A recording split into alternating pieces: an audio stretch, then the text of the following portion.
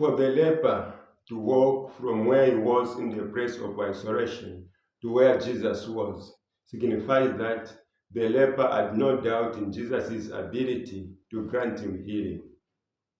And his approach to Jesus revealed that if Jesus did not heal the leper's faith would have still remained strong, because the leper placed the will of Jesus before his.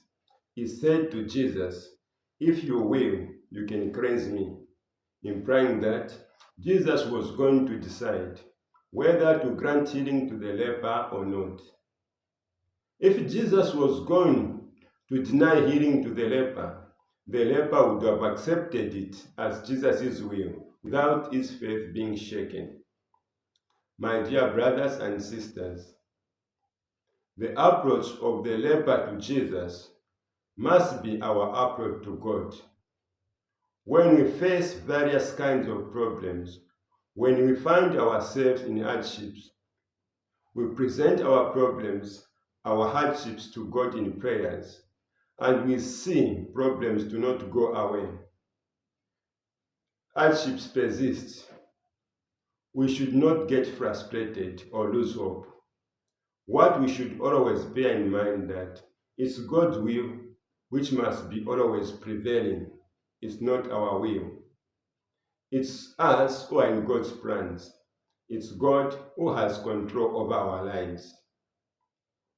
In the same gospel reading we have heard, after Jesus had healed the leper, he charged the leper not to go out and publicize how the healing came about, because Jesus didn't want people to start coming to him for healing and make him fail to find time of going out to preach the word of God.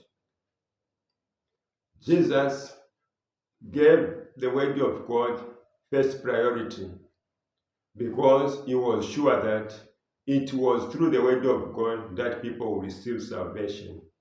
It was through the word of God that people will have faith in him and be able to perform the work he was performing of casting out demons and healing the sick.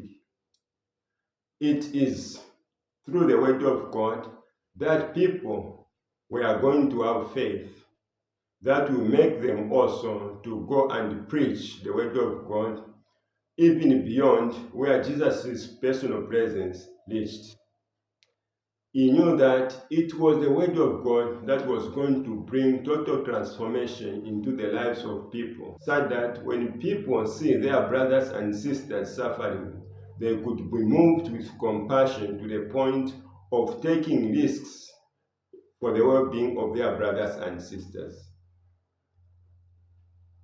Just like Jesus himself was able to take risks to heal the leper after seeing his suffering.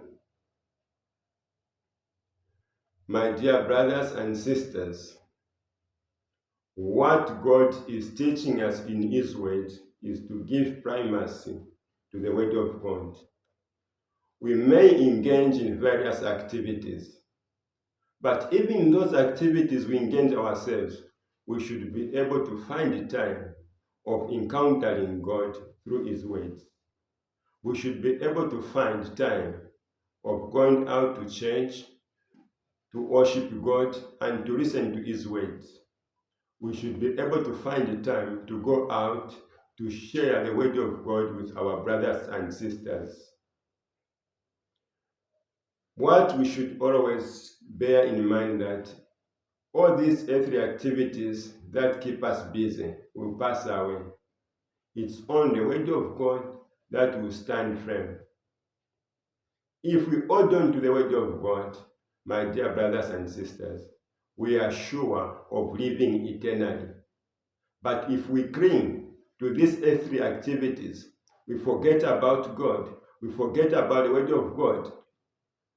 When all these earthly activities will pass away, we will pass away with them.